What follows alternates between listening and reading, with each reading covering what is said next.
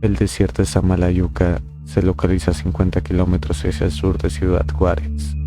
Su relevancia se debe a que constituyen un sistema complejo único de dunas, reconocidas como las más altas de nuestro país. De ellos dependen la existencia, transformación y desarrollo de aproximadamente 248 especies de plantas. Este lugar alberga 154 especies de animales, lo que lo convierte en uno de los ecosistemas más importantes del estado.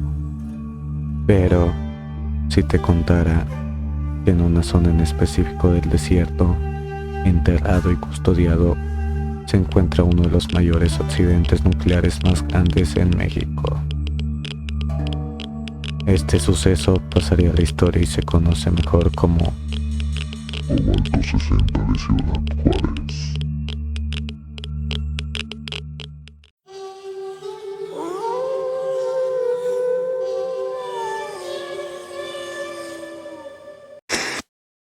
Dos años antes de que sucediera la catástrofe de Ucrania, en la ciudad de Chernóbil, en México ocurrió el mayor accidente nuclear del continente americano.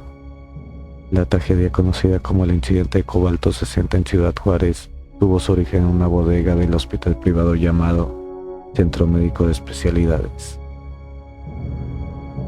Este suceso recuerda al accidente de Goiás en Brasil, de características similares.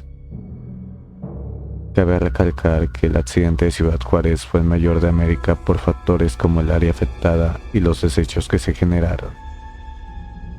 Pero empecemos por el principio. 25 de noviembre de 1977, Ciudad Juárez. El Centro Médico de Especialidades de Ciudad Juárez adquirió una unidad de tratamiento con cobalto 60 por $16,000. Esta unidad era una máquina de radioterapia, la cual fue adquirido por el Dr. Abelardo Lemus y sus socios del hospital privado.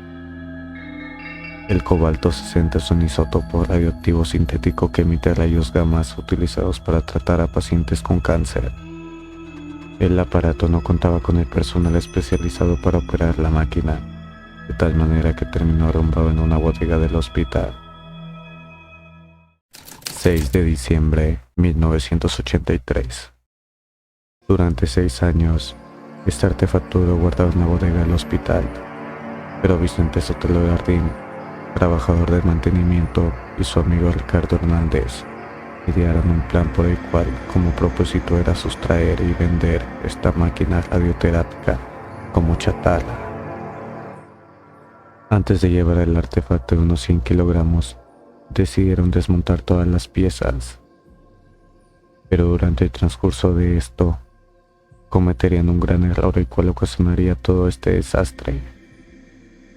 Por accidente perforaron el corazón de la bomba de cobalto, un cilindro que contenía el material radiactivo, es decir, unos 6,000 balines de 1 milímetro de diámetro. Vicente y Ricardo subieron las piezas a una camioneta y la llevaron hasta Yonke Phoenix, un depósito de chatarra ubicado sobre la carretera panamericana, cerca del cruce con Boulevard Zaragoza.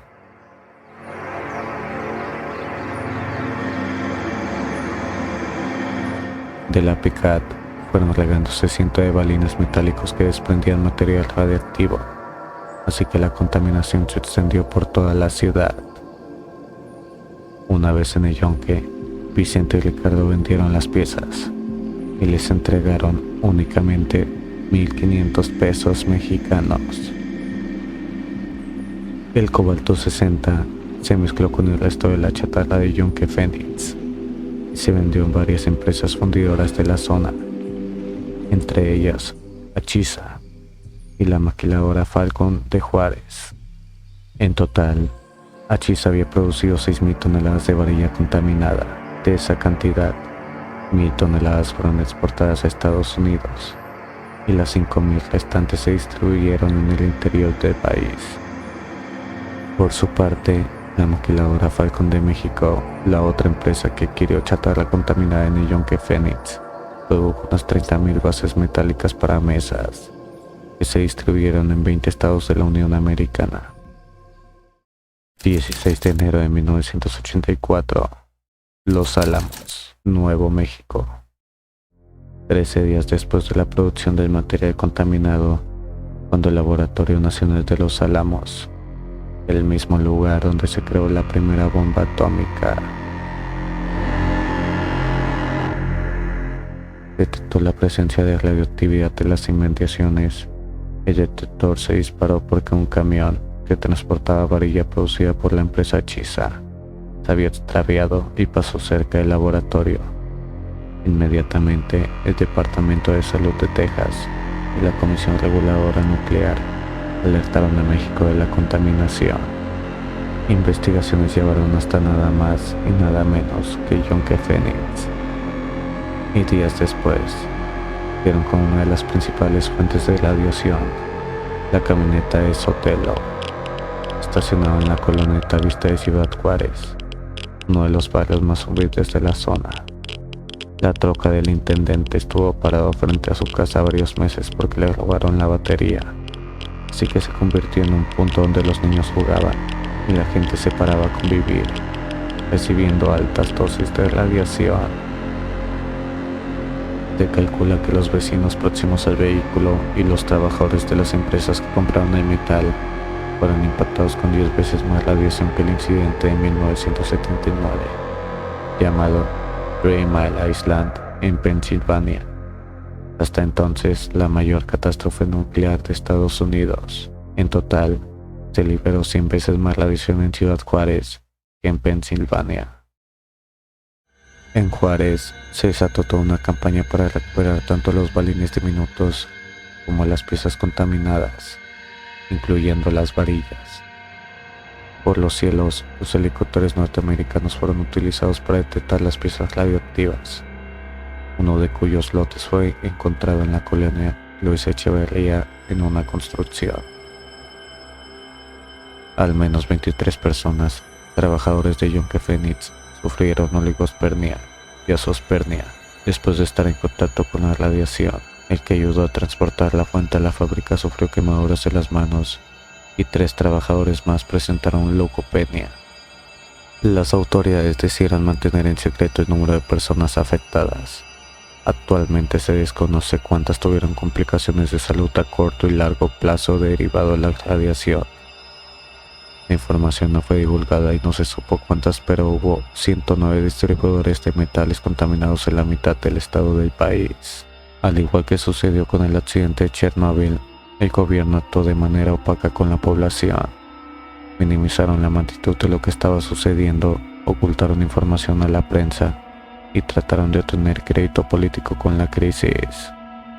En total, 15 estados se vieron afectados con la varilla contaminada. Como no había suficientes inspectores nucleares en el país, se improvisaron a funcionarios de la Secretaría de Salud, sin conocimientos en el tema, para que detectaran las radiaciones en los edificios contaminados. 9 meses después, solo en Chihuahua, había toneladas de desechos radiactivos muy cerca de zonas habitadas. La recogida de basura fue realizada por los propios trabajadores de las empresas afectadas y se tardó varios meses en enterrar adecuadamente el material contaminado. Finalmente, los desechos se enterraron en un lugar conocido como el Vergel, en las dunas de Samalayuca, sobre un acuífero y sin seguir medidas de precaución. Otra parte de la varilla se enterró en Hidalgo, el Estado de México y Sinaloa. En total, se habla de que unas 1000 toneladas de materiales contaminados nunca fueron localizados. Se les perdió el rastro y por lo menos se pudieron haber construido unas 300 viviendas que pudieron causar cáncer a los dueños de estas casas. Este fue un suceso el cual pasó a la historia y es mejor conocido como Cobalto 60 de Ciudad Juárez.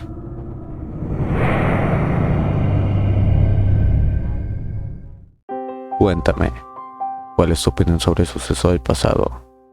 Te agradecería mucho si dejaras tu comentario y compartieras este video. No te olvides de seguirme en mi página de Facebook y YouTube. Te lo dejo en el enlace del video. Nos vemos en el siguiente suceso del pasado. Te ha hablado tu amigo Ertzis.